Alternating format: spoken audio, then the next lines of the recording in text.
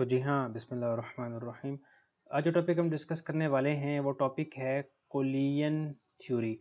कोलियन theory का ये part second है। पार्ट फर्स्ट ऑलरेडी मैं अपलोड कर चुका हूँ। उस पार्ट फर्स्ट का लिंक आपको इस वीडियो के डिस्क्रिप्शन में मिल जाएगा। अगर आप पहले उसको देखेंगे फिर इसको देखेंगे तो ज़्यादा बेहतर समझ आएगा।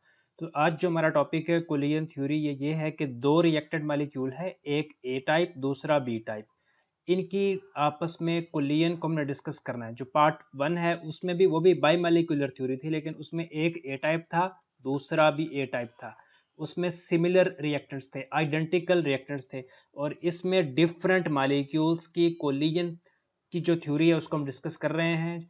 तो शुरू करते हैं। Collision theory of bimolecular reactions involving different molecules, यानी एक ए है तो दूसरा बी है, इनकी कोलियन को हम डिस्कस करेंगे।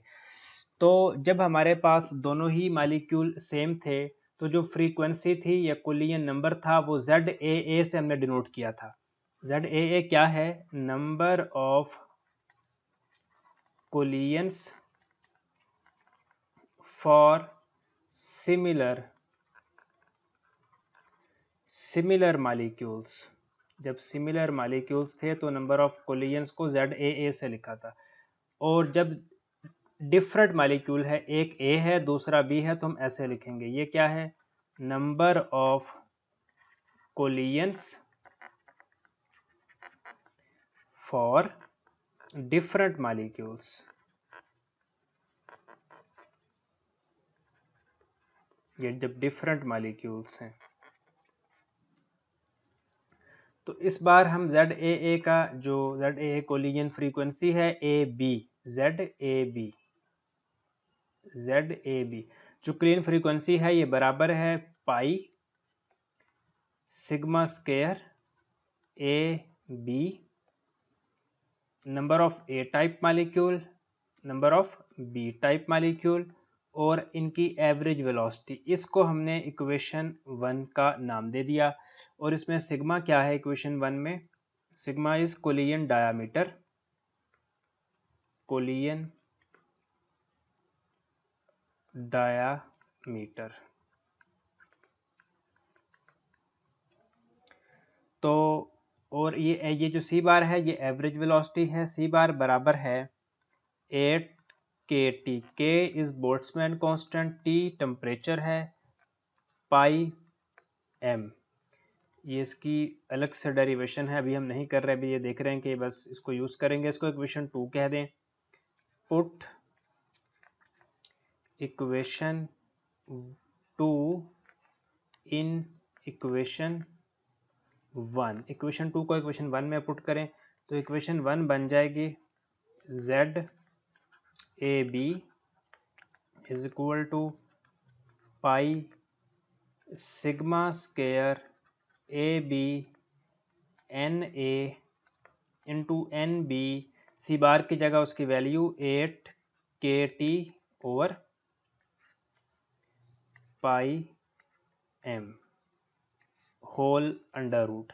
तो ये एक और इक्वेशन बन गई, इसको इक्वेशन 3 कह देते हैं। इक्वेशन 3 से ऑनवर्ड हम चलेंगे, थोड़ी सी इक्वेशन 3 को दोबारा लिखकर थोड़ी सी इसमें तब्दीलियां करेंगे। इक्वेशन 3 यहाँ पर मैं दोबारा लिख रहा हूँ, वो है ZAB is equal to sigma square AB, इधर पहले पाई था,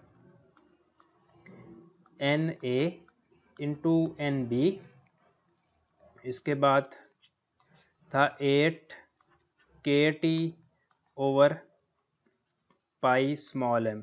ये इक्वेशन 3 थी। इक्वेशन 3 में ये करें कि इस जगह पर एवोगैड्रो नंबर से मल्टीप्लाई भी कर दें, एवोगैड्रो नंबर से डिवाइड भी कर दें। ऐसा करने से ये होगा कि जो के बोल्ट्जमैन कांस्टेंट है, इसको जब एवोगैड्रो नंबर के साथ मल्टीप्लाई करें तो जनरल गैस कांस्टेंट R के बराबर होता है। और स्मॉल मैस को जब एवोगैड्रो नंबर के साथ मल्टीप्लाई करें तो ये मोलर मैस के बराबर होता है। यहाँ हम सिर्फ n लिख रहे हैं, आप NA भी लिख सकते हैं। तो ये इक्वेशन ऐसे बन जाएगी ZAB is equal to pi sigma square AB NA into NB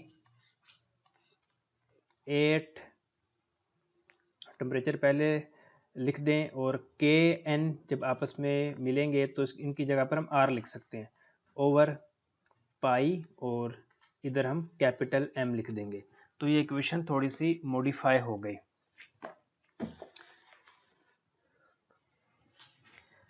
हम ये अगर लेट करें कि जो एन ए और एन बी है, number of A type B type molecule, ये 1 के बराबर है, तो ये इक्वेशन कैसे बन जाएगी?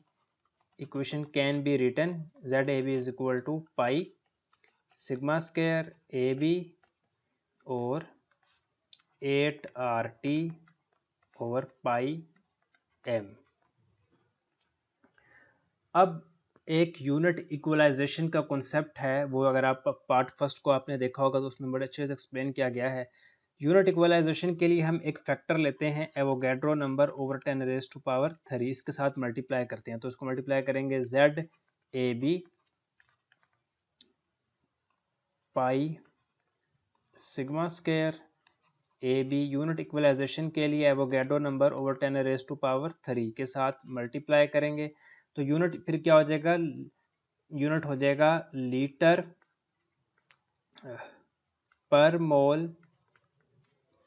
एक मिनट, लेट मी कंफर्म। पर मोल पर सेकंड, इसे क्यूबिक डेसीमीटर पर मोल पर सेकंड भी कहते हैं। अच्छा, तो ये 8RT ओवर पाई एम वैसे ही लिख दें। यूनिट इक्वलाइजेशन के लिए ये फैक्टर ऐड कर दिया। फिर जेड ए बी, इस पाई को हम ऐसे लिख सकते हैं पाई स्क्वायर अंडर रूट लिख सकते हैं sigma square A B N over 10 raise to power 3 8RT over pi M capital M. इसी इक्वेशन को मैं अगले स्लाइड पे दोबारा लिख रहा हूँ, वहाँ पर इसको एक्सप्लेन करते हैं। तो इसी इक्वेशन को अगले स्लाइड पे दोबारा लिखकर यहाँ पर इसको एक्सप्लेन करते हैं।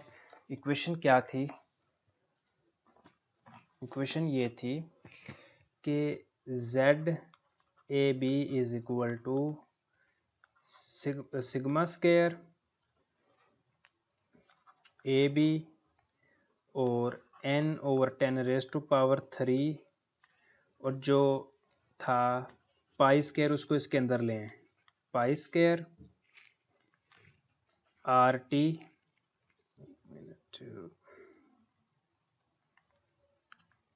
अच्छा आर टी,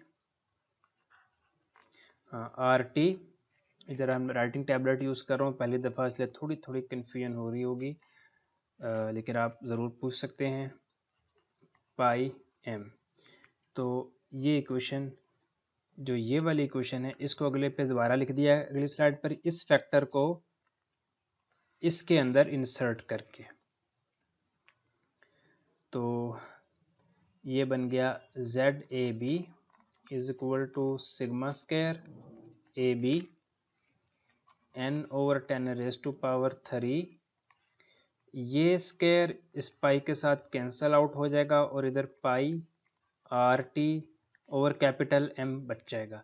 और यहाँ पर एक चीज़ है एनर्जी फैक्टर, एनर्जी फैक्टर के साथ हम इसको मल्टीप्लाई कर देंगे। एनर्जी फैक्टर क्या है वो स्लाइड अगर आप लेक्चर फर्स्ट देखेंगे इसका तो उसमें बड़े अच्छे से एक्सप्लेन किया गया है। अब चूँकि हमारे पास जो मालिक्यूल हैं एक ए टाइप है दूसरा बी टाइप है, डिफरेंट मालिक्यूल हैं, तो फिर एम मैस किसका यूज़ करेंगे? कन्फ्यूजन होगी। इस कन्फ्यूजन से बचने के लिए हम रिड्यूस मैस यूज़ करते हैं। तो हम लिखेंगे S molecules are different, so introduced